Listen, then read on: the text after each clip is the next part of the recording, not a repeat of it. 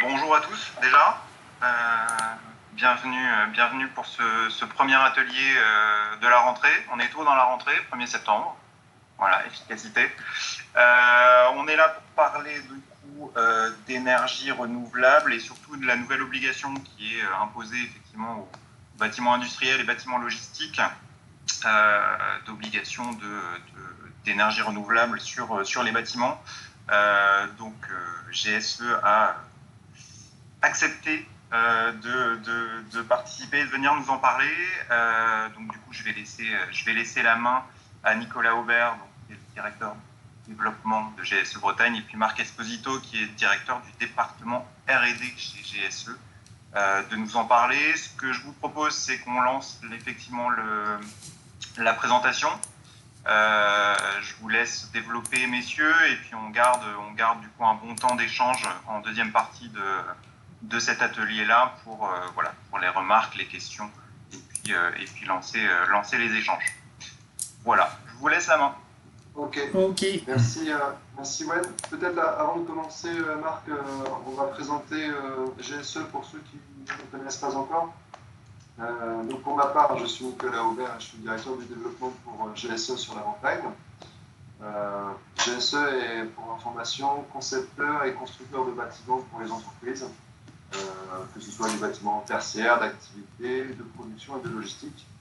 On réalise donc des bâtiments clés en main, avec un engagement contractuel à la fois sur l'ouvrage, sur le délai de réalisation de l'opération et sur le respect du budget. GSE, pour information, rassemble 450 salariés. On existe depuis 45 ans. Le siège est à Avignon, en France, donc, et on rassemble 14 agences régionales comme celle de GSE Bretagne pour être au plus proche de nos clients sur la France et au plus proche de nos opérations. Alors, on a effectivement été sollicité par Iwen et Bretagne Supply Chain pour cet atelier et on en remercie. C'est avec plaisir qu'on y participe. Il y a sûrement deux raisons principales. La première, c'est que c'est un sujet évidemment que l'on connaît bien maintenant chez GSE, puisqu'il s'impose à nous quelque part depuis la fin d'année 2019, puisqu'il est présent dans la grande majorité des opérations que l'on fait avec les clients. Et la deuxième raison principale, c'est que finalement, aujourd'hui, nous, GSE, on n'a rien à vous vendre, puisqu'on ne vend pas de solutions d'énergie renouvelable chez GSE. En revanche, on accompagne l'ensemble de nos clients qui sont concernés sur les prédispositions pour accueillir ces solutions d'énergie renouvelable. Donc, on aura une parole qui sera sûrement plus libre et plus transparente qu'un acteur qui pourrait être totalement concerné. Voilà. Je vais laisser la main à Marc sur cet atelier. Je vais le laisser se présenter. Et puis, vous verrez que cet atelier va peut-être vous permettre de répondre à pas mal d'interrogations. Et que finalement, cette nouvelle réglementation qui pourrait être vue fin 2019 comme une contrainte supplémentaire dans la construction, dans l'extension, peut s'avérer une opportunité intéressante à la fois écologique et économique.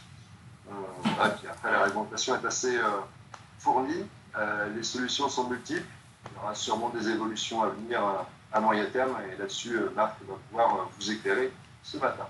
Je te laisse la main, Marc. Merci Nicolas. Alors bonjour à tous, Marc Esposito, donc moi je suis responsable de l'innovation chez GSE, et l'innovation c'est effectivement deux grandes thématiques qui ne sont pas très nouvelles dans l'ère actuelle, qui sont la partie innovation digitale et la partie innovation environnementale.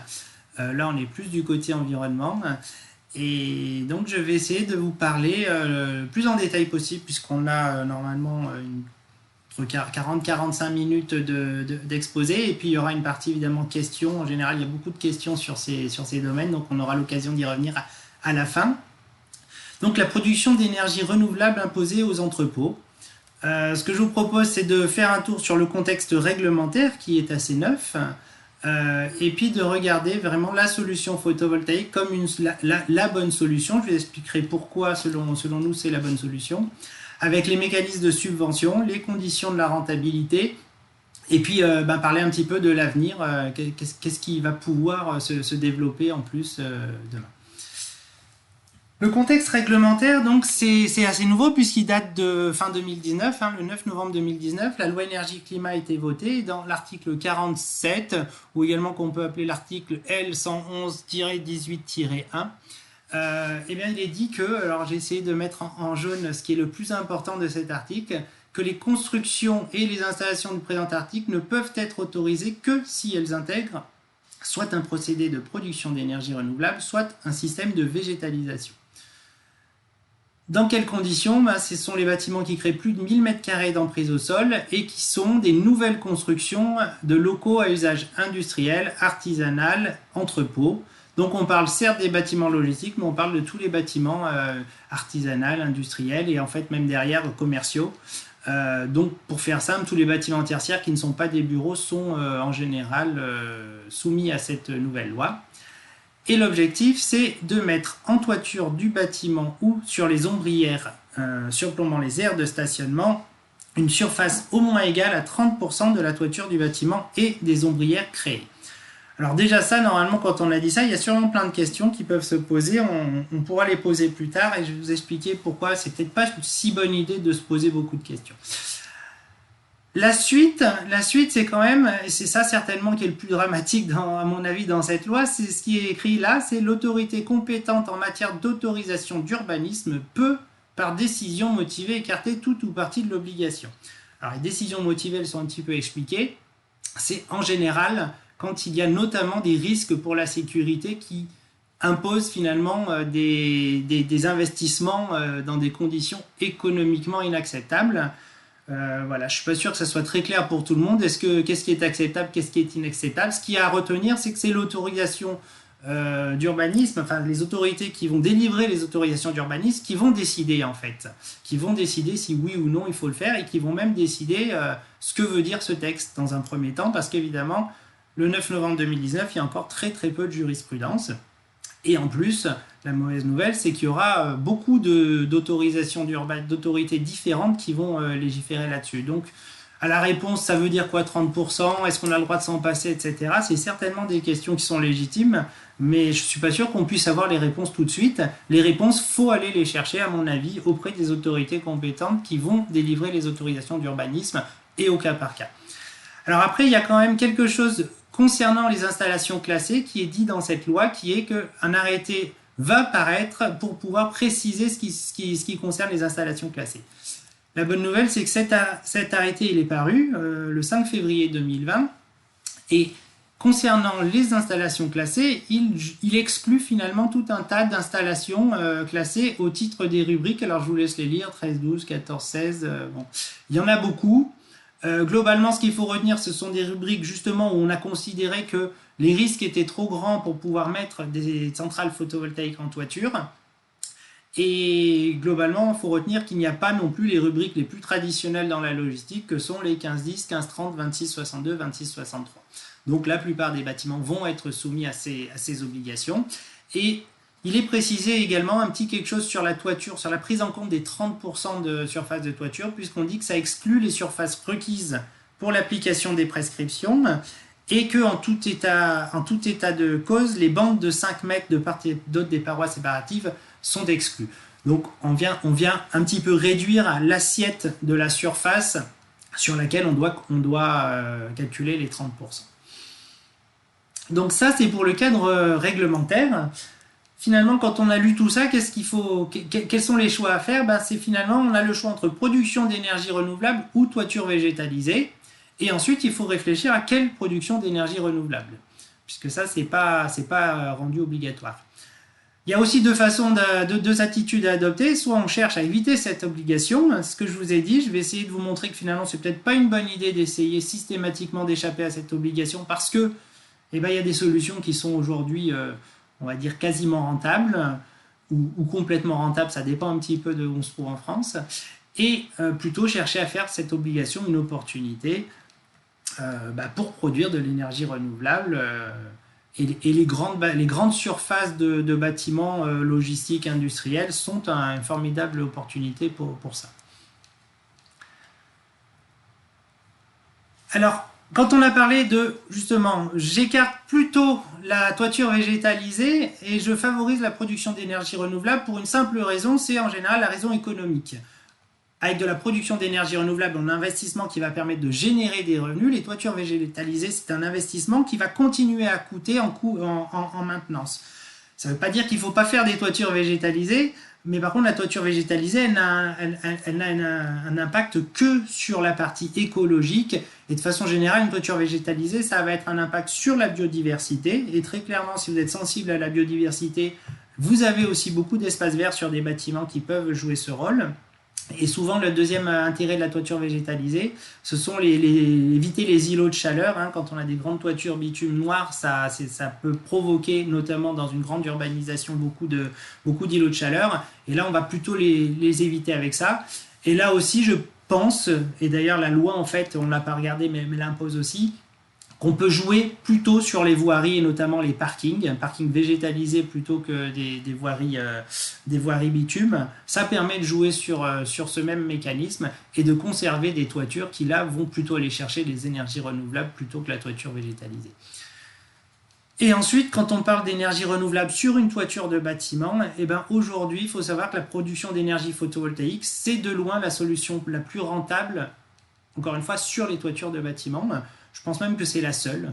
Aujourd'hui, on peut voir quelques éoliennes de toiture, mais très sincèrement, le problème des éoliennes, c'est qu'elles sont rentables quand elles vont très haut et quand elles sont très grosses, ce qui n'est pas possible sur un bâtiment. Et le photovoltaïque, aujourd'hui, est la meilleure solution, très clairement, sur des toitures de bâtiments. Mais, par contre, la procédure pour pouvoir les installer, c'est assez complexe. Et là, j'espère que je ne vais perdre personne, mais je vais devoir rentrer dans un grand tableau qui est assez complexe pour vous expliquer un peu tous les mécanismes et les dispositifs de soutien qui sont en fait des subventions au photovoltaïque qui existent aujourd'hui. Il est complexe ce tableau, sachez qu'il n'est pas complet, vraiment complet, et que je vous laisserai là ce site photovoltaïqueinfo.fr. Je trouve que c'est un site qui est extrêmement bien fait pour vraiment rentrer dans tous les détails si vous voulez aller retrouver les données. Surtout que tout ce que je vais vous dire, c'est évolutif chaque mois et que là, ce site tient à jour toutes ces évolutions. En tout cas, ce qu'il faut retenir, c'est que les dispositifs de soutien au photovoltaïque, ils dépendent essentiellement de la taille de votre centrale et le type de votre centrale. Donc, ce que vous avez dans cette première ligne. Quand on parle d'une taille de centrale, on parle de kilowatts crête, inférieur à 100 kW crête, de 100 à 500, de 500 kW crête à 8 MW crête. Le watt crête, c'est une puissance en fait des panneaux photovoltaïques qu'on mesure dans des conditions standards. C'est le 4 litres au 100 de votre véhicule, c'est ce qu'on vous vend. La réalité, c'est que vous consommez en général un peu plus. Là, c'est un peu pareil, le 100 kW crête, c'est une centrale qui fait 100 kW en laboratoire, mais qui va être plutôt de l'ordre d'un maximum de 20% de moins, un maximum de 80 kW produits en été à midi. Ça, c'est pour les ordres de grandeur. Et donc, c'est comme ça qu'on détermine la limite de taille des centrales, donc inférieure à 100 kW crête. Et vous avez ici, je vous ai mis l'équivalent, on va dire, en surface de panneau et donc en surface de toiture ou en place de parking. 600 m² de panneau, c'est 100 kW crête. Vous voyez que si vous faites le ratio de 30% de toiture, ça veut dire que vous ne pouvez pas dépasser 2000 m² de toiture à remplir de photovoltaïque ou 40 places de parking. En tout cas, dans ce cas-là, vous avez une revente d'électricité automatique qui est le dispositif de soutien et qui vous permet en fait d'avoir un rachat d'électricité pendant 20 ans à des tarifs qui sont très clairs, qui sont fixés. Alors qui sont très clairs, sous-entendu, c'est aussi simple de demander de racheter cette électricité que de demander un raccordement électrique à Enedis. Le tarif, il est très clair, sauf que quand même, il change tous les 3 mois et vous avez simplement à suivre cette évolution des tarifs. Dès que vous dépassez les 100 kW crête, vous allez vous retrouver donc dans ce cadre vert qui est le principe des reventes d'électricité par appel d'offres à la CRE. La CRE, c'est la Commission de régulation de l'énergie, qui en fait détermine 3 catégories de 100 à 500 kW crête sur des bâtiments comme sur des ombrières, et puis au-delà des 500 kW crête jusqu'à 8 MW crête sur bâtiment et jusqu'à 10 MW crête en ombrière. Là aussi, je vous ai mis un petit peu les ordres de grandeur des toitures ou des ombrières de parking que ça représente. Vous voyez que les 500 kW crête, ça va jusqu'à 10 000 m² de toiture et 200 places de parking. Au-delà, vous avez encore des choses jusqu'à 8 MW crête, c'est-à-dire jusqu'à 75 000 m² de toiture. Donc on est quand même dans des bâtiments c'est rare de dépasser ça quand même. De la même façon, pour les ombrières, vous avez jusqu'à 4000 places. Donc ça couvre quand même globalement l'ensemble de tous les bâtiments et de tous les parkings que vous allez pouvoir faire. Mais le principe de la subvention, là, il est là aussi en revente totale de l'énergie, mais avec le principe d'appels d'offres qui sont en fait des enchères inversées qui ont lieu tous les 3 mois. Tous les 3 mois, on a le droit de déposer un dossier dans une de ces 3 catégories et de proposer le tarif de rachat qu'on souhaite auquel on souhaite vendre notre énergie. Et évidemment, ces appels d'offres sont limités en quantité et on va dire que même si le choix ne se fait pas uniquement sur le tarif de rachat, il se fait essentiellement sur le tarif de rachat. Donc ça veut dire quoi ? Si on regarde aujourd'hui, dans le cas où on est inférieur à 100 kW/crête, aujourd'hui c'est 10,25 centimes d'euros de kilowattheure qui vous est proposé pour racheter l'énergie pendant 20 ans. Quand vous passez dans les appels d'offres de la Creux, c'est des tarifs que vous proposez.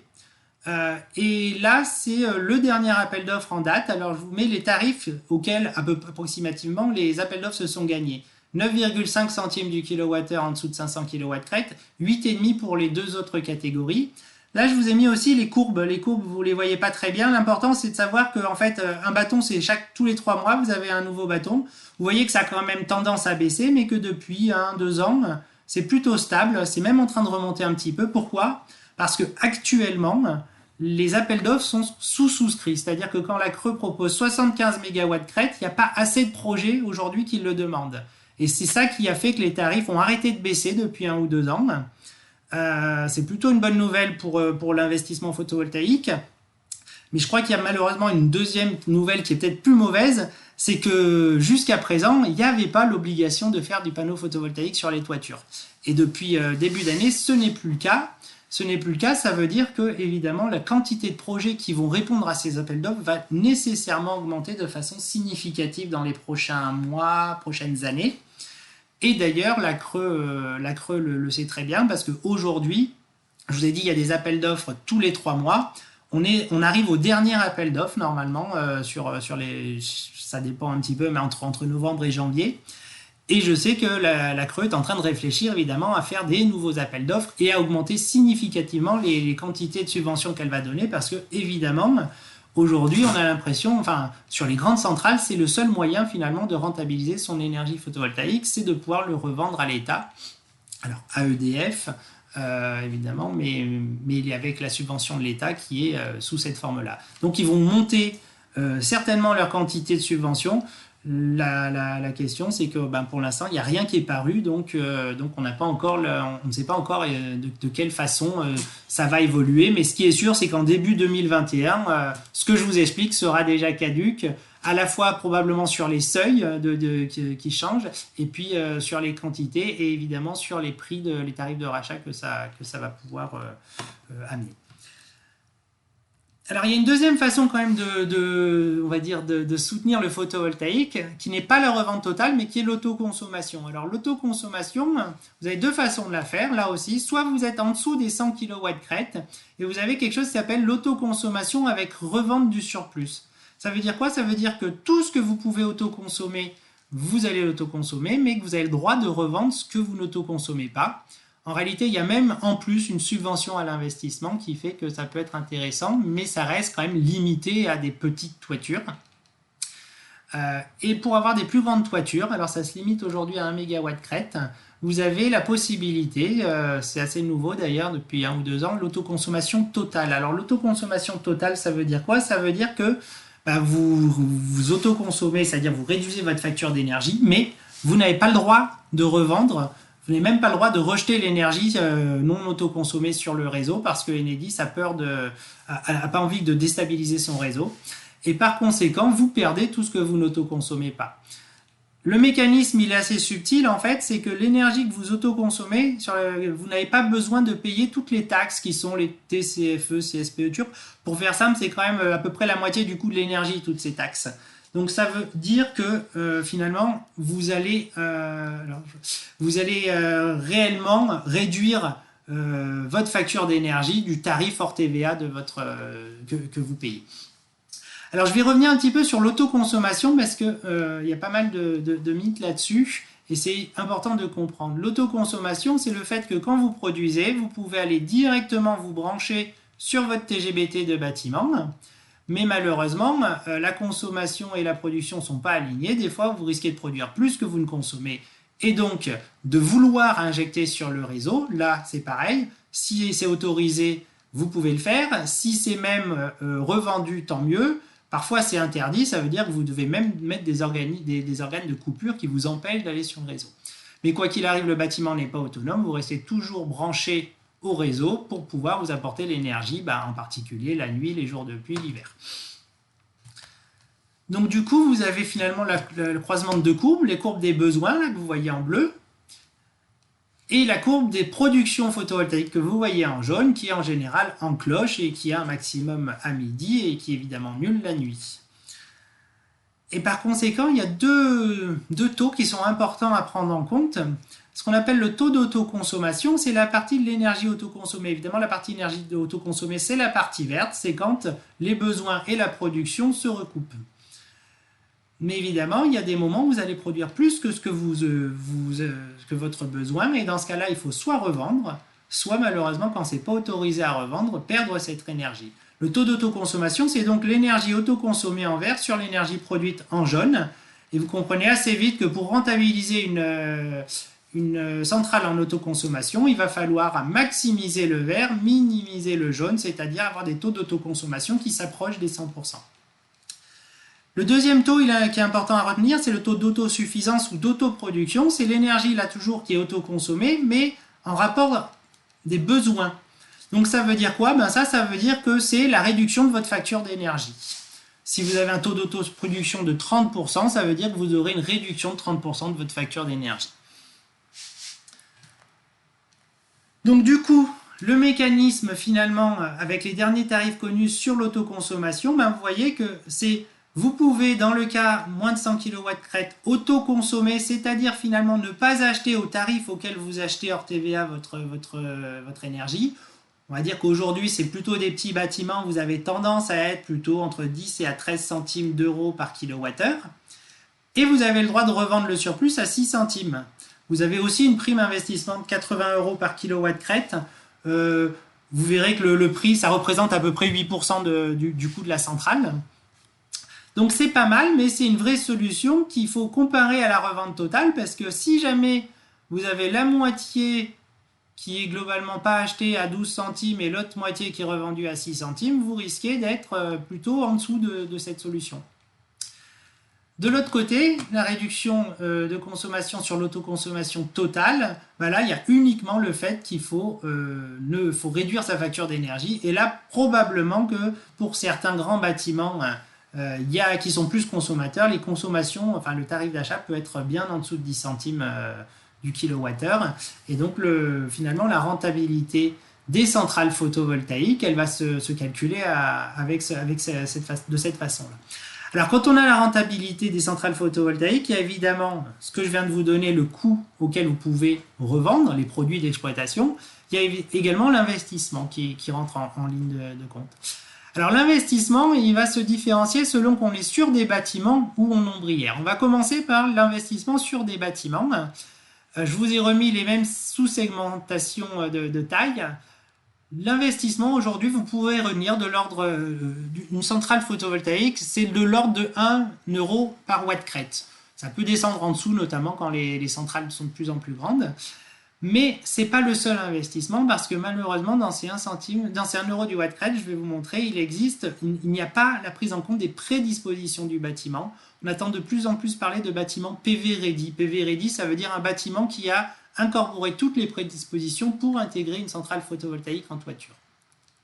Alors c'est quoi ce bâtiment PV ready? La centrale photovoltaïque, faut voir, c'est la définition de la centrale photovoltaïque d'ailleurs que vous aurez auprès notamment de tiers investisseurs qui vous proposeront d'investir pour vous les centrales photovoltaïques. C'est l'ensemble des modules, des systèmes de fixation sur la toiture, ici vous les voyez, ce sont les petits plots collés, et puis toute la partie électrique, câblage, transformation électrique, raccordement électrique. Mais ça ne suffit pas évidemment à faire une centrale, il faut aussi un bâtiment qui soit capable d'accepter cette centrale photovoltaïque. Et le bâtiment PV Ready, c'est un bâtiment qui a donc correctement dimensionné sa structure. Ici, on parle souvent sur les centrales de 20 km² de surpoids. Un complexe de couverture qui est compatible avec cette centrale. Et là, c'est hyper important de comprendre que le complexe de couverture, c'est tout ça. C'est un bac acier qui est renforcé, c'est un isolant plus rigide et c'est une étanchéité qui est non seulement renforcée, mais qui n'est pas n'importe quelle étanchéité parce que c'est une étanchéité qui doit être compatible avec le système qui est prévu puisque les plots sont collés sur la membrane. Et pour être assuré, il faut des avis techniques de l'ensemble du système d'intégration. Et l'ensemble du système d'intégration, c'est le bac, l'isolant, la membrane et les plots collés qui vont porter les modules. Et même les modules, d'ailleurs, font partie de la couverture. Donc, ce qui est important, c'est de se dire que finalement, on a la centrale d'un côté, le bâtiment de l'autre, sauf que l'assurabilité de cet ensemble, c'est un savant mélange entre le complexe de couverture et le système de fixation. Donc l'un ne va pas sans l'autre. Un investisseur central photovoltaïque devra demander un système de couverture compatible. Un bâtiment avec une couverture donnée devra demander un système compatible. Donc ça, c'est à bien garder en tête. Et puis évidemment, un bâtiment PV Ready, c'est pas que ça, c'est aussi l'accessibilité et la sécurité qui est adaptée pour la toiture.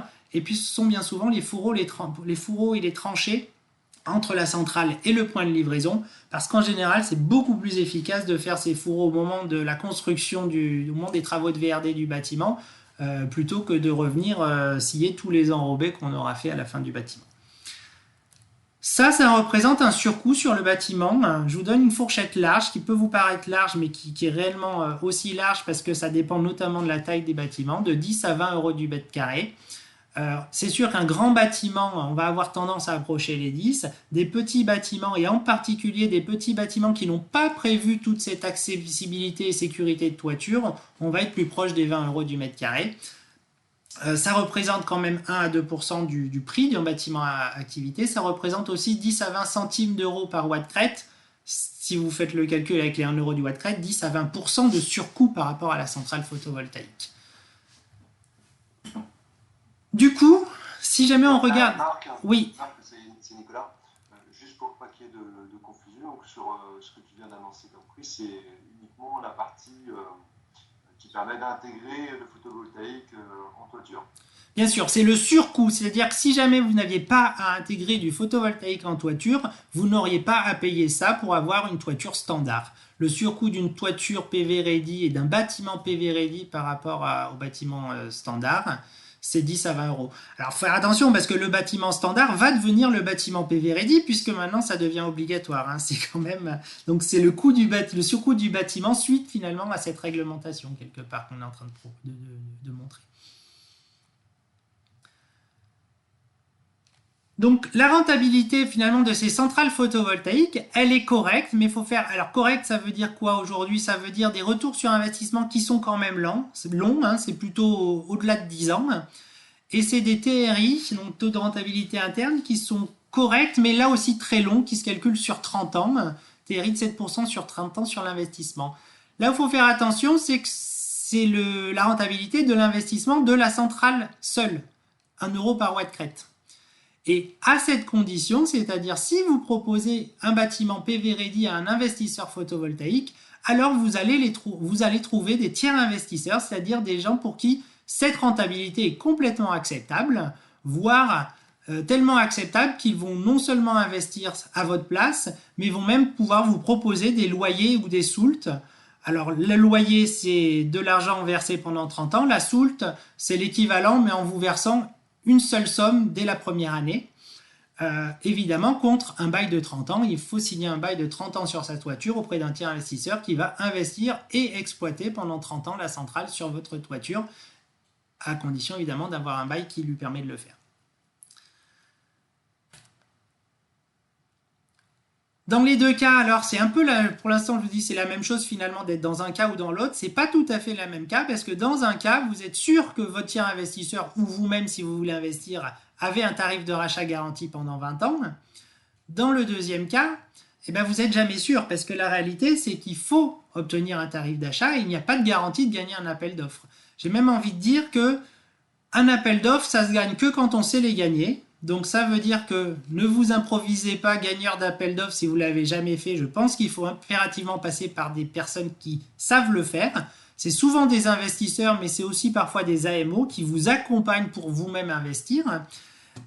Et également faire attention à des loyers attractifs. Parce qu'en général, vous allez avoir des propositions qui vous proposent des soults avant même de faire l'appel d'offres. Plus on vous propose d'argent, plus ça veut dire que normalement, on prévoit de répondre à l'appel d'offres avec des tarifs élevés. Plus les tarifs sont élevés, moins il y a de chances de gagner l'appel d'offres.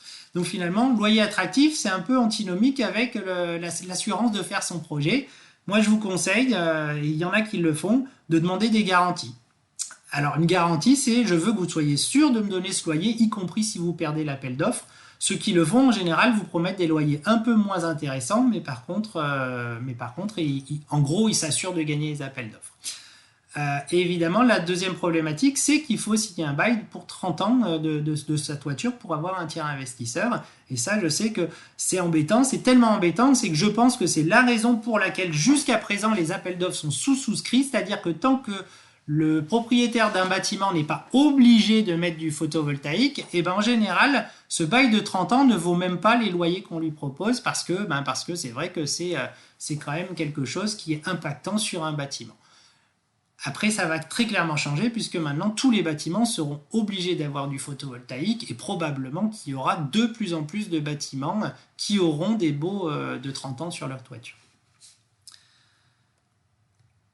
Si je viens sur l'ombrière photovoltaïque, c'est différent du bâtiment pour la raison que finalement, le PV ready, c'est-à-dire dans une ombrière, le coût des fondations et de la structure métallique, il est intégré dans le prix de l'ombrière.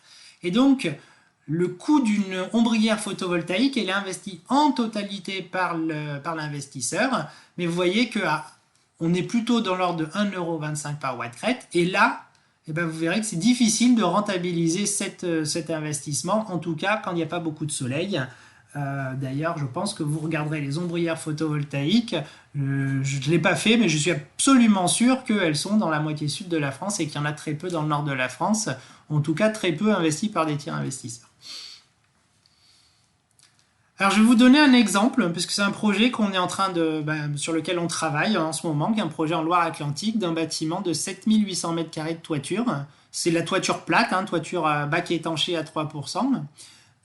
Et voilà la proposition d'un tiers investisseur qui a été faite, alors non pas à GSE, mais qui est faite aux clients de GSE en direct.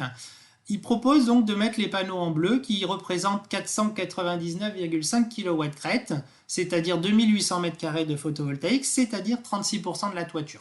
Donc on est au-delà des 30%, tout va bien. On pourrait se poser la question pourquoi il a mis 36%. La réalité, c'est qu'effectivement, plus on va remplir les toitures, plus ça va être rentable. Donc les tiers investisseurs n'ont aucune envie de se limiter aux 30% réglementaires. Ils vont vous proposer en général plus. Ici, il y a un cas particulier, c'est qu'en fait, vous vous souvenez qu'à 500 kW-crête, il y a un tarif qui baisse au niveau du rachat. Donc, on préfère mettre un peu moins que 500 qu'un peu plus que 500 kW-crête, et c'est la raison pour laquelle c'est ce qui a été proposé. Et donc, il propose sur 30 ans une soule de 110 000 € ou un loyer de 6 500 € par an pendant 30 ans. Vous remarquerez que la soule, aujourd'hui, en tout cas dans les rentabilités, c'est souvent 16 années de loyer. Bon, à voir si on préfère prendre 16 ans en une fois ou 30 ans en 30 ans. Ça, c'est clairement un choix du propriétaire du bâtiment qu'il doit faire. Par contre, quand on vient à côté, la proposition de GSE, c'était un surcoût du PV ready pour les 7000 m² de toiture. Alors là, on ne met que 7000 m² parce qu'ici, on ne va pas mettre une toiture PV ready s'il n'y a pas de panneau photovoltaïque. Il n'empêche qu'ici, on est obligé de mettre l'ensemble du bâtiment PV ready pour y mettre qu'une partie des panneaux. Donc 7000 m² de toiture PV ready, 3 escaliers d'accès en toiture parce que là aussi, bien souvent quand même, on a tendance à se limiter à des échelles sans photovoltaïque. Il faut imaginer qu'une toiture photovoltaïque, c'est une centrale qui va devoir être exploitée, qui va devoir être maintenue régulièrement. Et aujourd'hui, ça demande un accès qui est sécurisé et qui est facile. Et ça, en fait, on s'est dit que ce n'était pas une bonne idée. Pourquoi ? Parce que la bonne solution, finalement, c'est de supprimer, en gros, les toitures qui sont que partiellement remplies. Parce que, dans ce cas-là, la soult est certes abaissée. Il n'y a plus que 460 kW-crête, 100 000 € de soult. Mais il n'empêche qu'il n'y a plus que 2 bâtiments qui vont être PV ready. Et là, ça fait quasiment, la soult va quasiment venir rembourser le coût du PV ready. Ouais, va quasiment venir rembourser cette soulte. Et si on regarde ce bâtiment à l'aube finalement de la carte d'éclairage, là c'est la carte d'ensoleillement de France, hein, plus c'est rouge, plus c'est ensoleillé. Et ben si on faisait le calcul du tiers investissement, on va dire dans les zones les plus ensoleillées de France, on se rendrait compte que la soulte de 100 000 passerait à 220 000, c'est-à-dire qu'on est capable de rembourser plus que le PV Ready, 2 fois le PV Ready. Ce que vous pouvez retenir, c'est qu'il y a une limite qui est assez intéressante là entre l'orange foncé et l'orange clair, parce que cette limite-là, elle coupe déjà la France en deux, et c'est à peu près la limite sur laquelle on va être capable de rembourser le PV Ready. Et la mauvaise nouvelle, et j'ai presque dire mauvaise nouvelle pour les interlocuteurs d'aujourd'hui, puisqu'a priori vous êtes dans cette partie-là où, alors c'est pas la partie la pire de France, mais c'est pas la partie où le PV Ready est facilement remboursable en totalité. Donc finalement, ce que va proposer un tiers investisseur, c'est de vous rembourser une partie du surinvestissement, mais encore une fois, une partie d'un surinvestissement que vous êtes obligé désormais de faire pour pouvoir construire des bâtiments. D'ailleurs, donc ça c'est une carte, c'est un slide qui ne trompe pas, qui montre que finalement, la carte d'ensoleillement et la carte de réalisation des projets de l'appel d'offres de Creux, ben vous voyez que ça suit entièrement les mêmes courbes. C'est-à-dire que la partie sud de la France, c'est là où sont réalisés la plupart des projets, et que dans les parties nord, il y en a beaucoup moins. Alors il y a une exception qui est le Grand Est, parce que le Grand Est, en fait, suite à la fermeture de Fessenheim, il y a eu un tarif de rachat préférentiel qui est limité à cette région, et vous voyez très bien que ça a permis d'augmenter le nombre de projets. Je sais aussi que la Creux est certainement en train de réfléchir en ce moment pour les prochains appels d'offres. Faut-il continuer à proposer un tarif unique en France qui a finalement je trouve plus mon mot, mais qui fait que finalement toutes les centrales sont construites au sud, ou est-ce qu'on pourrait proposer des tarifs qui dépendent de l'ensoleillement et qui permettraient de faire plus de centrales au nord? Alors je suis resté un petit peu longtemps sur ces principes d'autoconsommation, mais donc, sur ces principes de revente, mais on peut se passer de tout ça avec l'autoconsommation. Mais dans le cas de l'autoconsommation, il faut faire très attention, et c'est quelque chose d'encore plus difficile, l'autoconsommation à rentabiliser. Pourquoi? Parce que la rentabilité d'une autoconsommation, elle dépend essentiellement de son profil et de sa facture d'électricité. Dans un premier temps, il va falloir dimensionner correctement une centrale en autoconsommation totale pour que, vous vous souvenez tout à l'heure, la courbe jaune ne dépasse jamais la courbe bleue, ou très rarement, avoir des taux d'autoconsommation qui vont être au-delà des 80-90%. Et puis également, la rentabilité, elle est malheureusement pas garantie parce que, notamment, elle va dépendre de l'activité du bâtiment. La consommation d'un bâtiment, ça dépend du bâtiment, mais ça dépend aussi des gens qui l'occupent. En particulier, quand un bâtiment est vide, il consomme beaucoup moins d'énergie, ça veut dire qu'il y a beaucoup moins d'autoconsommation. Alors je vais revenir un petit peu sur ces consommations énergétiques de bâtiments, justement dans l'optique d'imaginer ce que peut faire l'autoconsommation.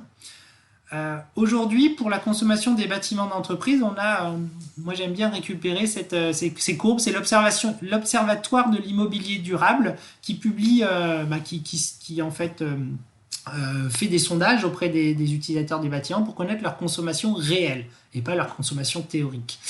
La bonne nouvelle sur ces consommations réelles, c'est qu'il y a un autre décret dont on n'a pas parlé, qui s'appelle le décret tertiaire, qui va faire qu'à partir de 2021, ça va être obligatoire. Tous ces bâtiments seront obligés de déclarer leur consommation réelle auprès d'une plateforme étatique qui s'appelle Opérat.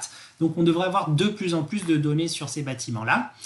Et on montre que selon qu'on a des bâtiments de bureaux, des bâtiments mixtes, des grandes surfaces ou des bâtiments logistiques, on a des consommations qui sont globalement différentes.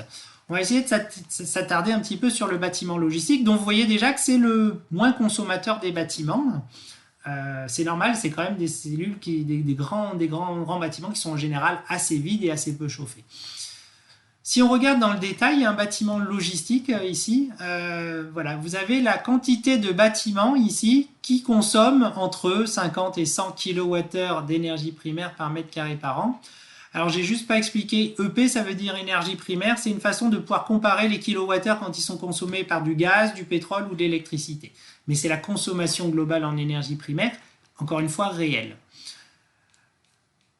Et nous, chez GSE, les surfaces qu'on construit depuis quelques années, on essaie de les enregistrer au maximum pour se rendre compte là aussi de la vraie consommation des bâtiments qu'on construit. Et on se rend compte que 80% des surfaces qu'on construit, ce sont aujourd'hui des bâtiments, ce qu'on appelle hors gel, non climatisés, des entrepôts secs, ou alors des surfaces, on va dire des ateliers qui sont uniquement maintenus à une température faible. Et on se trouve autour des 100-150 kWh d'énergie primaire par mètre carré par an. Ensuite, on construit aussi des bâtiments qui sont chauffés, climatisés, en tout cas en surface. Là, vous avez les bureaux, vous avez des ateliers qui sont tout simplement chauffés, climatisés. Et puis, on construit aussi des bâtiments qui sont là des bâtiments froids positifs ou froids négatifs, et là qui consomment évidemment beaucoup plus d'énergie, en plus qu'on a l'intérêt de consommer de l'énergie électrique. Et si on met au regard de ces consommations réelles les productions que peuvent représenter le photovoltaïque, on se rend compte que 30% d'une toiture, alors d'un bâtiment sec, surtout d'un bâtiment à un étage, c'est ça qui est important, c'est que tant qu'on construit des bâtiments à un étage, vous avez autant de surface de toiture que de surface de plancher. Et 30% de la toiture, ça représente la consommation totale du site. Si vous remplissez la toiture, en général, ça ne dépasse pas les 60% de la toiture parce qu'il faut quand même s'éloigner des zones d'ombre, des lanterneaux, etc. Et ben vous allez arriver à couvrir la consommation d'un bâtiment qui serait chauffé et climatisé. Et puis vous pouvez rajouter des ombrières, vous pouvez même rajouter des centrales au sol, et on peut imaginer le jour où ça sera vraiment très rentable. Et donc vous vous rendez compte que dans 90% des surfaces qu'on construit, en tout cas c'est le ratio chez GSE, les bâtiments d'activité que l'on construit avec une toiture photovoltaïque vont forcément produire plus d'énergie qu'ils n'en consomment. Vous avez donc aujourd'hui les bâtiments activités réglementaires seront obligatoirement des bâtiments à énergie positive. Mais il y a encore plus grave que ça, entre guillemets, pour l'autoconsommation, c'est que produire plus qu'on ne consomme, déjà on se doute qu'il va falloir faire quelque chose de l'énergie qu'on ne consomme pas. Mais en fait, si on regarde les consommations réelles et également réelles au pas horaire de nos bâtiments, alors je vous donne deux exemples qui sont des exemples réels de bâtiments qu'on a construits et qu'on suit. Ici, un entrepôt sec de 42 000 m² avec des bureaux de 3 000 m² et ici, une messagerie de 3 000 m² avec des bureaux de 1300 m². Vous avez la répartition des consommations de l'année. Vous voyez qu'ici, c'est beaucoup, déjà on chauffe au gaz, donc par rapport à l'électricité, c'est pas génial, beaucoup d'éclairage, du process en gris qui sont souvent les chariots élévateurs, et puis la partie de bureau qui va avoir notamment le chauffage climatisation. De ce côté, vous avez toute la partie de bureau qui est ici, qui est beaucoup plus grand simplement sur les ratios, et puis là aussi, de l'éclairage des locaux, et ici les chariots élévateurs. Et là-dessus, en fait, vous vous rendez compte, si vous produisez l'énergie en temps réel, la partie que vous allez pouvoir réellement autoconsommer, c'est-à-dire produire au même moment que vous l'utilisez, elle est limitée. Elle est limitée à une partie de l'éclairage de journée, elle est limitée à une partie de la charge des chariots si vous arrivez à charger vos chariots en journée, et elle est limitée en général à la climatisation qui là est assez compatible avec de la production photovoltaïque. Et ça vous montre que le taux de production ne dépasse pas les 30%. C'est-à-dire que vous produisez autant que vous allez consommer sur l'année, mais vous allez pouvoir n'autoconsommer que 30%. Et donc il y a 70% que vous devrez soit revendre, soit jeter à la poubelle. Et ça pose un problème. Si on regarde cette autoconsommation au regard de la loi énergie-climat, en fait, vous vous rendez compte qu'un bâtiment d'activité qui n'est pas climatisé, ce qu'il est capable d'autoconsommer, c'est uniquement 4% de sa toiture. Un bâtiment qui est climatisé va pouvoir autoconsommer maximum 10% de sa toiture. Et donc, il n'y a que les bâtiments froids qui vont être capables réellement d'autoconsommer plus de 30% de leur toiture, c'est-à-dire finalement d'être conformes à la loi énergie-climat sans avoir à revendre leur énergie produite. Malheureusement, dans tous les autres cas, il faudra au moins en partie revendre et même revendre une grande partie de l'énergie produite. Alors ça ne veut pas dire qu'il ne faut pas autoconsommer de l'énergie. Pourquoi ? Parce que l'autoproduction d'énergie, c'est un investissement qui est à peu près rentable, mais surtout qu'il faut voir comme un investissement de réduction de sa facture énergétique. Donc un investissement pour améliorer la qualité énergétique de son bâtiment. Et au vu de ça, on pourrait se dire que finalement, des panneaux solaires, c'est certes une bonne dizaine d'années de rentabilité. Ça peut paraître long, il faut savoir qu'aujourd'hui, et Dieu sait si vous, propriétaires de bâtiments, font des bâtiments qui sont aujourd'hui très peu chauffés et très isolés, Voilà, isoler un bâtiment chauffé à 5 degrés, c'est 100 ans de retour sur investissement. Donc c'est certainement pas une logique économique qui fait qu'on surisole des bâtiments. C'est certainement une logique patrimoniale, une logique de ce que vaudra le bâtiment plus tard. Et ben je pense qu'il faut prendre l'autoconsommation énergétique photovoltaïque exactement de la même façon et essayer d'en faire au maximum, mais bien sûr se limiter à ce qui est rentable, c'est-à-dire limiter la taille des centrales en autoconsommation par rapport à ce que le bâtiment peut réellement absorber. Alors, quand j'ai parlé d'autoconsommation jusqu'à présent, évidemment, j'ai parlé d'autoconsommation qui était finalement sans stockage, parce que c'est ça qu'il y a derrière la limite de la production d'énergie. Pourquoi ? Parce que le stockage aujourd'hui, c'est une solution qui existe. Elle existe à travers la solution la plus commune, c'est les batteries électriques, aujourd'hui qui sont au lithium, et qui pose quand même là clairement un problème à l'heure actuelle économique, parce que voilà, mettre des batteries, ne serait-ce que pour stocker l'énergie de la journée pour consommer la nuit, c'est multiplié par 2 à 3 le coût de sa centrale photovoltaïque. La moindre batterie est aujourd'hui une perte de rentabilité par rapport à la revente subventionnée. Donc aujourd'hui, c'est quand même rare de faire cet investissement-là. Par contre, la bonne nouvelle quand même des batteries, il y en a deux à mon avis. La première, c'est que les coûts vont drastiquement chuter dans les prochaines années parce que, évidemment, ça se développe fortement chez les véhicules. Et la deuxième, c'est que probablement de plus en plus dans les bâtiments, vous allez avoir des batteries électriques qui vont être gratuites. C'est celles des véhicules qui seront sur les parkings des bâtiments et qui seront branchées. Ça veut dire qu'il ne faut pas hésiter à faire des centrales en autoconsommation qui vont être peut-être un peu surdimensionnées, parce que si elles sont surdimensionnées la première, la deuxième année, dans 3, 4, 5 ans, vous allez avoir de plus en plus de consommation énergétique de vos sites parce que les véhicules électriques vont être branchés sur les parkings. Et ça, c'est une très bonne source de trouver les ressources d'autoconsommation photovoltaïque. Ça ne va pas résoudre le problème, c'est-à-dire que ça ne va pas autoconsommer vos 30% de toiture quand même. Donc il faut peut-être imaginer dans le futur, et dans un futur où finalement les subventions vont être amenées à s'étioler de plus en plus, d'autres solutions qui sont aujourd'hui moins accessibles. Alors il y a des solutions gravitaires, thermodynamiques, énergie cinétique, tout ça c'est des solutions qui ne sont pas vraiment adaptées au bâtiment parce que c'est des solutions qui sont vraiment adaptées à des très grandes échelles. En revanche, il y a une solution dont on parle de plus en plus, et c'est la mode, je pense qu'aujourd'hui on n'entend plus un jour sans en parler, c'est la production d'hydrogène par les piles à combustible. Pourquoi ? Je vais vous expliquer très rapidement pour terminer cette présentation. Parce que la pile à hydrogène, c'est une solution pour transformer de façon assez efficace et assez écologique de l'eau en hydrogène en utilisant de l'électricité. Donc finalement, l'électricité va se stocker sous forme d'hydrogène, tout ça en hydrolysant de l'eau et en produisant de l'oxygène, c'est-à-dire assez peu de problèmes écologiques sur ces matériaux. L'hydrogène, c'est une solution finalement qui est une solution de stockage de l'électricité qui est pour le coup à des durées illimitées. Et la bonne nouvelle de cette pile à combustible, c'est qu'elle sait faire l'inverse. Elle sait réutiliser l'hydrogène et recréer de l'électricité. Avec des rendements qui sont là pour le coup un peu moins bons, mais par contre qui ont un intérêt pour le bâtiment, c'est que la perte d'énergie se fait sous forme de chaleur. Et la bonne nouvelle, c'est que les bâtiments ont bien souvent besoin de chaleur. Ensuite, l'hydrogène, on entend aussi beaucoup parler. Pourquoi ? Parce qu'on imagine que c'est potentiellement le carburant de demain. Alors quand on parle de demain, on ne parle pas avant 2030. Il faut être conscient que le camion à hydrogène, c'est certainement une solution sur les gros porteurs qui devrait être plus logique que le camion électrique, mais ce n'est pas une solution qui est encore mature. Il va falloir quelques années avant que ça arrive.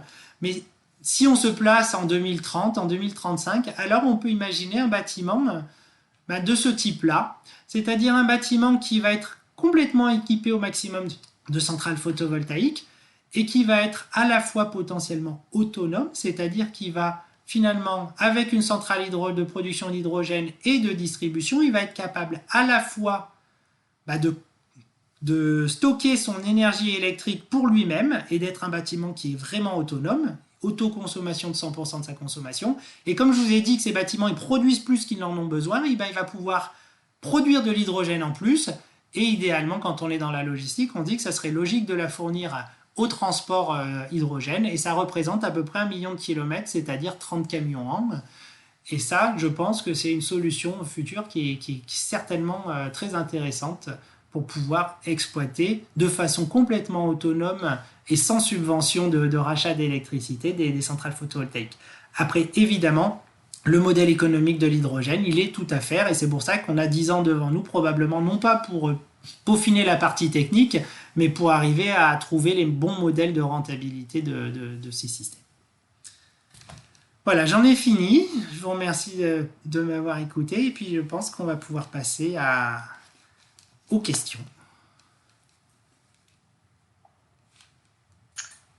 Merci Marc pour cet exposé complet et très intéressant. Effectivement, je laisse la parole à ceux qui veulent pour des questions, des remarques. Voilà, Alexis et Jérôme ont déjà posé quelques remarques ou quelques questions. Je leur laisse peut-être prendre la parole pour commencer. Oui, moi je veux bien, éventuellement. Alexis Avenel de Cohérence Énergie. Merci pour cet exposé hein, qui effectivement est bien complet, et ça c'est très chouette. Je pense que ça va éclairer des lumières chez un certain nombre de personnes.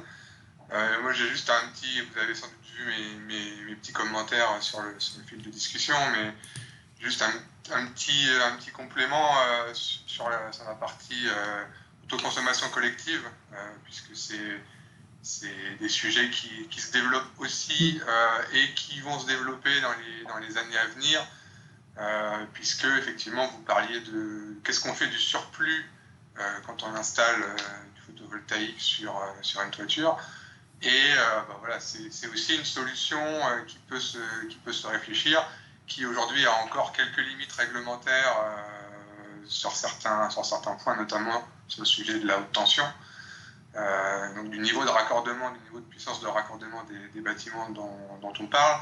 Mais pour autant, c'est quelque chose qu'il faut garder aussi en tête quand on a effectivement des volumes d'énergie, d'électricité supplémentaires. C'est une façon de le valoriser, en tout cas de réfléchir à cette valorisation en partageant donc en utilisant le réseau existant et en le partageant avec ses voisins. Aujourd'hui, réglementairement, c'est limité à 2 km. Enfin, c'est un cercle qui doit inclure tous les producteurs et tous les consommateurs éloignés au maximum de 2 km pour les deux plus éloignés. Donc, on résume ça à un cercle d'1 km de rayon. Donc si vous avez des voisins qui sont aussi des consommateurs plus ou moins importants et qui peuvent avoir des courbes de consommation qui complètent, je dirais, votre propre courbe de consommation, ça peut être une solution à envisager, voilà, dans le panel des possibles de ce qui est envisageable sur la valorisation des kilowattheures produits, quoi, bien sûr. Hein. Ça complète un petit peu les solutions que vous avez déjà évoquées par ailleurs. Et aujourd'hui, du coup, c'est des tarifs Enfin, j'imagine que c'est ce que vous faites, du coup, si vous en parlez. Ça fait partie des choses qu'on fait, oui, dans nos activités chez Cohérence Énergie. Ça veut dire que... On fait des projets très classiques, en solaire photovoltaïque et sur d'autres énergies aussi, en éolien notamment. Et puis, on a effectivement un accompagnement spécifique sur les projets en autoconsommation individuelle et collective qu'on peut apporter. Mais donc ça veut dire que vous allez voir les voisins et que vous leur proposez d'être fournisseurs d'énergie verte et locale et en proposant un tarif, c'est ça? Alors tout à fait, voilà, l'idée c'est pas d'être fournisseur, parce que le mot fournisseur, le fournisseur de l'énergie, c'est quelque chose qui est très borné en termes de définition, mais on propose une solution de fourniture de complément d'électricité pour les personnes qui sont dans le fameux périmètre géographique à proximité, donc sur des bâtiments logistiques qui sont la plupart du temps placés dans des zones d'activité, des zones industrielles, on trouve très facilement ce genre de solution, puisque ce genre de débouché, puisque voilà, on a de manière récurrente des gens qui ont des process énergivores à proximité. Donc ça peut aussi être une opportunité, une ouverture pour un débouché énergie autre. Ouais. Bah, surtout que ce que j'expliquais, enfin ce que j'ai pas forcément expliqué, mais c'est difficile de prédire sur un bâtiment neuf la consommation exacte. Par contre, sur les bâtiments existants autour, il suffit d'aller demander la facture d'énergie, enfin le profil énergétique chez Enedis, et c'est vrai que du coup, on est beaucoup plus sûr de ce qu'on fait, j'imagine. Oui, bah effectivement, voilà. Après, c'est des choses qui s'étudient. Hein. On fait en général plutôt du cas par cas, c'est-à-dire qu'effectivement, on va regarder les consommations précises des voisins, si bien sûr ils souhaitent participer. Et puis c'est une occasion aussi de connaître ses voisins, et de démarrer une vie commune à proximité en bonne intelligence sur des réflexions de ce type. D'accord. Et vous dites que c'est borné à 2 km aujourd'hui réglementairement, c'est ça? Alors oui, il faut qu'il y ait une distance de 2 km au maximum entre les acteurs les plus éloignés sur une boucle. C'est-à-dire que si vous êtes le producteur, vous êtes au centre du cercle, vous pouvez aller chercher des gens soit à 2 km, enfin c'est un cercle qui va se déplacer, quoi. Il va se déplacer. Si vous avez quelqu'un à 2 km, le cercle il va passer forcément par chez vous et par l'autre consommateur à 2 km, et tous les autres doivent être dans ce cercle. D'accord. C'est un peu, ça laisse un peu de marge de manœuvre sur le positionnement des consommateurs. C'est un petit peu une contrainte parfois. Ouais. Ok. Ben, merci pour cette précision, effectivement, qui vaut la peine d'être remarquée. Je pourrais développer si jamais certains sont intéressés, ou même vous, si vous êtes intéressés, avec grand plaisir. Ok. Alors, je ne sais pas s'il y en a d'autres qui veulent prendre la parole, mais c'est vrai que je vois une proposition, enfin une question. Cela signifie qu'en cas de construction du futur bâtiment, il faut donc prévoir le PV Ready. La réponse est oui dans la grande majorité des cas, mais ça veut quand même dire qu'il faut se poser la question quelle quantité de bâtiments PV Ready on veut faire. Parce que est-ce qu'on veut faire un bâtiment PV Ready pour qu'il y ait les 30% réglementaires de photovoltaïque, ou est-ce qu'on veut faire un bâtiment PV Ready pour qu'il y ait le maximum de toitures photovoltaïques qui permettrait finalement un maximum de rentabilité de l'investissement photovoltaïque. Et c'est là justement qu'on peut aider, en tout cas chez GSE, en faisant vraiment l'analyse différentielle de je me limite au minimum ou au contraire je maximise la quantité de production d'énergie.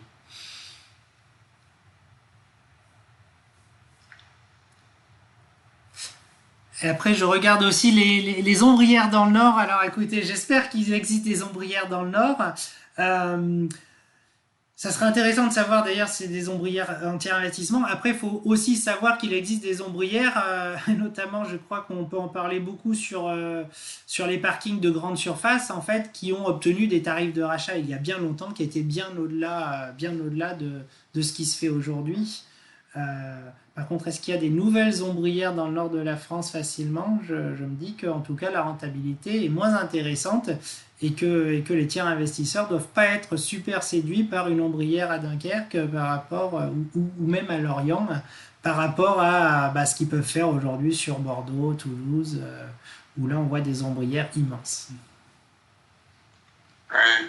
Juste pour... j'avais rebondi sur les ombrières dans le nord aussi, effectivement. Effectivement, je suis d'accord avec cette idée que c'est aujourd'hui plus cher, mais on a des solutions de massification qui sont en train d'arriver. Et effectivement, les coûts sont en train de baisser. Et bon, voilà, il y a fort à parier que effectivement, dans les années à venir, on va avoir des solutions qui vont permettre aussi ce genre de projet dans le Nord.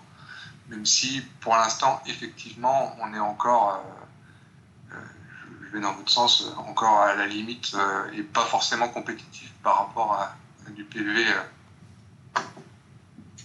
classique en toiture qui est pris dès le départ dans la conception d'un projet, quoi.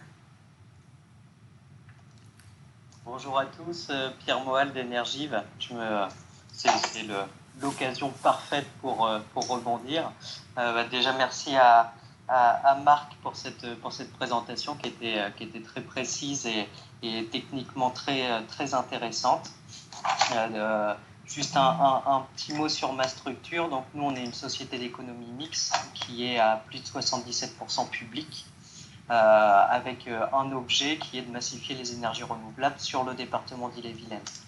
Donc, on est une société privée publique avec des objectifs de rentabilité qui peuvent être un petit peu moindres, parce qu'il y a une idéologie politique derrière. Et on met en place justement des outils de tiers investissement comme ils ont été proposés. Récemment, là, juste avant le confinement, on a créé une filiale qui s'appelle Bretisen Park et qui est justement dédiée au tiers investissement sur ombrière de parking. Donc, donc effectivement, c'est des rentabilités de l'ordre de 3 à 5% sur 25 ans, donc qui sont moindres, quasiment 2 fois moins que ce qu'on est capable de faire sur les toitures. La contrepartie, on va dire pour le porteur de projet du bâtiment, c'est pour ça qu'on a décidé de foncer sur cet axe-là, c'est qu'on s'épargne de toutes ces contraintes PV-Ready qu'on vient d'invoquer. Et la loi, comme il a été précisé tout à l'heure, la loi de la transition énergétique permet de couvrir 30% de la surface plancher, soit sur la toiture, soit à côté en ombrière.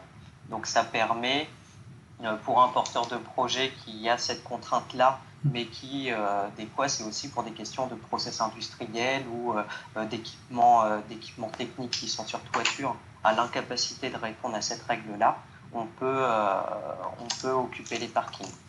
Donc là, dans ce modèle-là, par contre, on n'arrive pas vraiment de manière symbolique à verser un loyer, mais le propriétaire du parking bénéficie pour 0 investissement d'un parking couvert, donc protégé de la pluie dans nos régions bretonnes et de la voiture trop chaude l'été.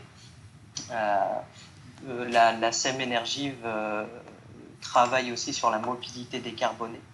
Donc à chaque fois qu'on installe une ombrière, on installe tout le prééquipement pour pouvoir mettre des bornes de recharge. Donc c'est-à-dire il y a tout quand on fait la demande de raccordement au réseau, on paye les modifications réseau pour pouvoir intégrer le recharge de voiture et on prévoit en fait tout le câblage pour pouvoir mettre une borne. Et si l'industriel ou le propriétaire du bâtiment le souhaite, on peut aussi proposer ce service d'exploitation de recharge de véhicules. Donc voilà, je voulais préciser que ça se fait. Des sociétés 100% privées en tiers investissement Nord-Loire, effectivement, ça ne court pas les rues. Par contre, il y a de plus en plus d'outils privés publics avec d'autres objectifs que la rentabilité économique qui voient le jour. Et qui permettent de converger dans toutes ces directions-là. Donc, pour un porteur de projet qui souhaite faire une extension de 1000 m² ou une création de bâtiments neufs, nous, on propose de les accompagner dès le début, donc, et accompagner l'équipe de maîtrise d'œuvre exactement comme l'expliquait GSE pour essayer de trouver un optimum technico-économique. Et après, donc avec un contrat souvent sous forme de bail emphytéotique, on va développer tout le projet sur la toiture du porteur de projet bâtiment. Alors, effectivement, ça me permet de rebondir 2 choses. Déjà, de savoir qu'il y a du tiers investisseur, un tiers investisseur qui peut faire des ombrières en Bretagne et qui cherche moins de rentabilité que ce qu'on a l'habitude de voir. Moi, je ne le savais pas et c'est une très très bonne chose. Mais effectivement, l'ombrière photovoltaïque, je l'ai décrite comme moins rentable, c'est quand même beaucoup plus simple une ombrière photovoltaïque. C'est beaucoup plus simple parce qu'il n'y a pas de liaison, peu de liaison avec le projet. Ça veut dire quoi? Ça veut dire que l'ombrière, elle peut se faire dans un second temps. On livre un bâtiment terminé Vous pouvez même avec les enrobés, redécouper les enrobés pour les fondations, c'est pas dramatique, franchement. Donc ça peut se faire de façon complètement séparée.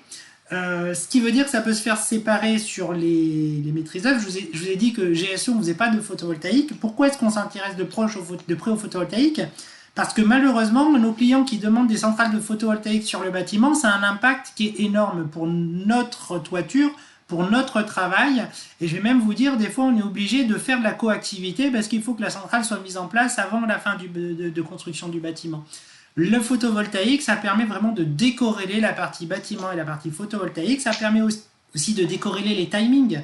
C'est-à-dire que vous n'êtes pas obligé d'investir, de préinvestir en attendant d'être lauréat d'un appel d'offres. Ce qu'il faut bien souvent faire sur un bâtiment. Vous commencez par investir dans votre PV Ready parce qu'en général, quand vous lancez votre bâtiment, vous n'avez pas encore les retours de l'appel d'offres qui peuvent durer quand même quelques mois. Donc et puis la deuxième chose, c'est qu'une ombrière, effectivement, a deux intérêts, ou en tout cas deux choses qui diffèrent fortement par rapport à la toiture. Un, c'est que ça a une utilité autre que de produire de l'énergie, vous l'avez dit, se protéger de la pluie et du soleil. Et deux, c'est beaucoup plus visible aussi pour ceux qui cherchent à avoir une image extérieure. Une ombrière se voit plus qu'une toiture une photovoltaïque en toiture qui, par définition, est en général invisible. Voilà, et du coup, là-dessus, on peut faire aussi tous les modes de valorisation que vous avez évoqués et le troisième mode de valorisation dont a parlé Alexis après. Donc, c'est-à-dire, pendant l'étude de potentiel, on va chercher l'optimum technico-économique. Donc, on va étudier la vente totale, l'autoconsommation, voire l'autoconsommation collective dans certains cas. Selon la taille du projet, dès lors que le projet commence à être important, on crée une société de projet dédiée où le porteur du bâtiment peut rentrer aussi à nos côtés. Donc, ce qui permet d'avoir que le porteur de projet participe à la gouvernance de cette société de projet, récupère une partie des bénéfices, mais n'a pas besoin de monter en compétences techniquement, n'a pas besoin il a tout le gain de la partie un peu chronophage que peut représenter un projet photovoltaïque et de toutes les petites subtilités techniques qu'il faut maîtriser, quoi. Ok. Alors je vois aussi une nouvelle question sur ce qui se passe après 30 ans. Que faire des panneaux, à qui ils appartiennent? Alors, effectivement, au bout de 30 ans, le bail dit que la centrale appartient au propriétaire. Elle est cédée gratuitement au bout de 30 ans.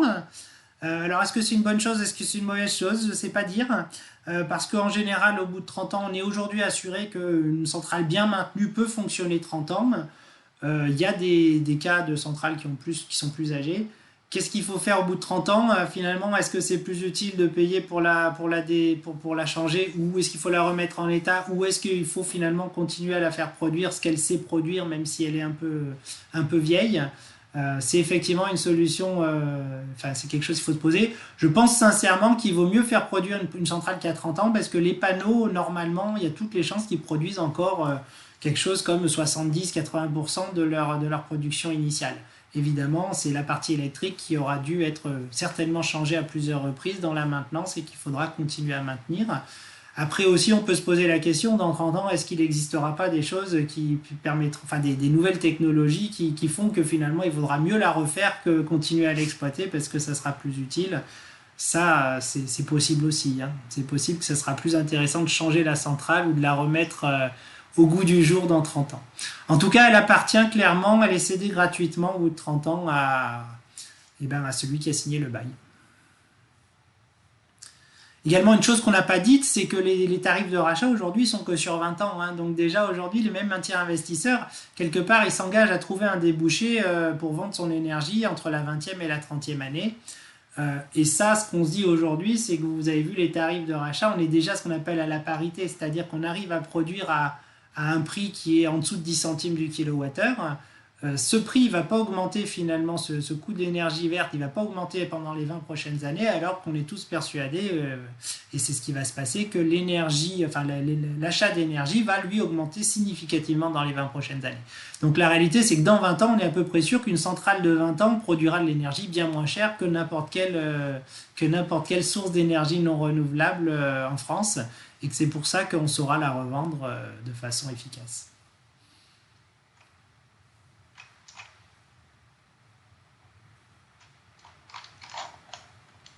Alors, est-ce qu'il y a d'autres questions ?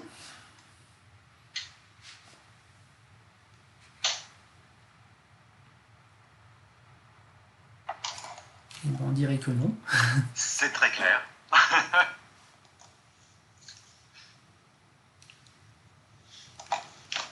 Bon, pas d'autres questions, pas d'autres remarques ? Si je revenais là du GHBS, moi je m'interroge quand même sur le retour sur investissement quand même pour le propriétaire du bâtiment, parce que finalement le retour sur investissement de cette obligation, moi il m'apparaît quand même pas évident. Non, il est pas évident. C'est même, je pense que c'est parce qu'il n'est pas évident que l'État est obligé de légiférer. C'est-à-dire que quand on a misé sur le fait que le retour sur investissement pousse les propriétaires de bâtiments à le faire, on se rend compte que sous souscription des appels d'offres, il n'y a pas assez de projets, il y a moins de projets que de propositions de subventions. Donc je pense que c'est une des raisons pour lesquelles ce photovoltaïque, en fait, un TRI de 7% pendant 30 ans, on trouve que c'est génial, mais si on fait le vrai calcul, effectivement, non, c'est pas un investissement qui est génial pour l'économie. Il faut le prendre comme un investissement d'avenir pour l'écologie, beaucoup plus que pour un investisseur pour les financiers, quoi. Et je pense que c'est pour ça qu'aujourd'hui, on le rend obligatoire. C'est qu'il n'est pas assez incitatif économiquement pour dire que ça va se faire tout seul. En tout cas, sur bâtiment, ça ne se fait pas tout seul, ouais.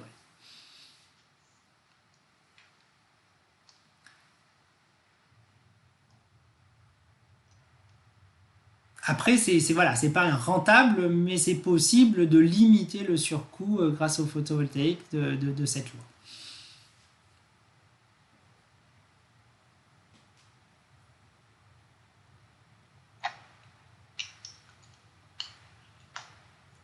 Bon.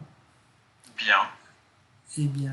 Est-ce que, juste dernière question, est-ce que, parce que si je comprends bien, lorsqu'on veut construire un nouveau bâtiment, on a tout intérêt quand même à ce qu'il soit PV ready, même si on veut que ce soit simple, enfin que ce soit 30% ou 100% de la surface du toit qui puisse accueillir la centrale photovoltaïque, il faut quand même le prévoir. Est-ce que, puisque ça génère un surcoût d'investissement, est-ce que justement il y a des dispositifs d'aide financière pour couvrir ces surcoûts ?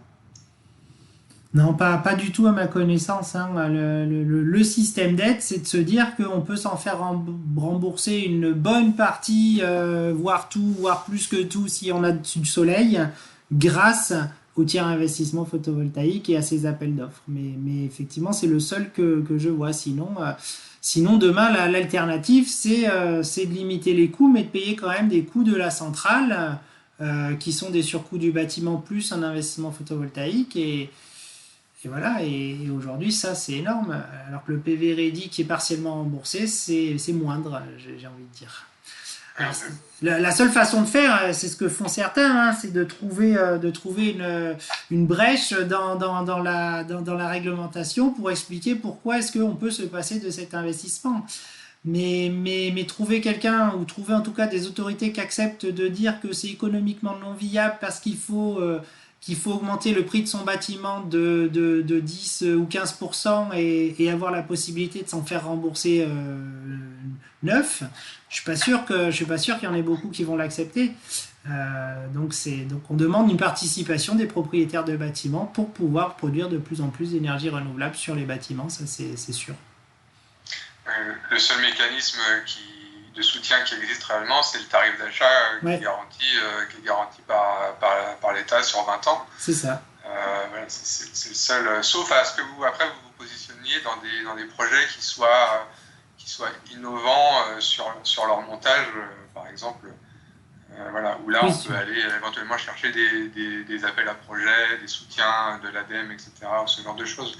Mais là, il faut aller plus loin que juste du PV et avoir des montages un peu plus complexes, Oui. innovants, ou avec d'autres dispositifs, stockage ou autres, qui vont avec, quoi. Et ne pas oublier que ces subventions, c'est qu'une partie du surcoût que vous allez payer. Donc, par définition, ça sera plus cher de faire un projet innovant subventionné que de faire un projet non innovant et non subventionné, quoi. Ça, c'est forcément le cas.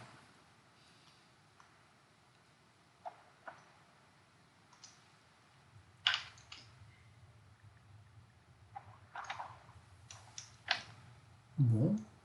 Je te laisse conclure, peut-être, Liwan. Oui, bah écoutez, merci Marc, merci Nicolas pour cette présentation et ce temps d'échange. Je pense que ça a été important qu'on se penche sur le sujet aujourd'hui. Donc merci pour la dispo et le travail. Juste pour terminer un petit point sur les prochaines actions BSC là, pour les prochaines semaines. Donc on va avoir différents ateliers. On continue à faire le grand écart sur les sujets qu'on mène. Donc on parlera logistique du vrac avec le retour d'expérience de l'enseigne Day by Day le 22 septembre. On parlera Transport Management System avec le retour d'expérience de la SICA Kerinel le 30 septembre. On parlera logistique urbaine avec livraison silencieuse avec le label Certibruit et le retour d'expérience de Carrefour. Ça, ce sera le 1er octobre. Et sur les prochains événements, on a aussi le 8 octobre, on parlera optimisation de transport et transition énergétique avec le retour d'expérience des groupes Rocher et Cereco autour du dispositif Fred 21. Donc ça, c'est positionné le 8 octobre. Les inscriptions sont ouvertes. Voilà. Merci à tous. Je pense que Liwan, on peut rajouter, parce que je le vois dans les propositions, mais qu'on diffusera la présentation à ceux qui ont pu participer. Donc, vous aurez le résumé de tout ça. Très bien, impeccable. Merci beaucoup. Eh bien, bonne journée à tous. Bonne journée. Merci, au revoir. Au revoir. À bientôt. Au revoir.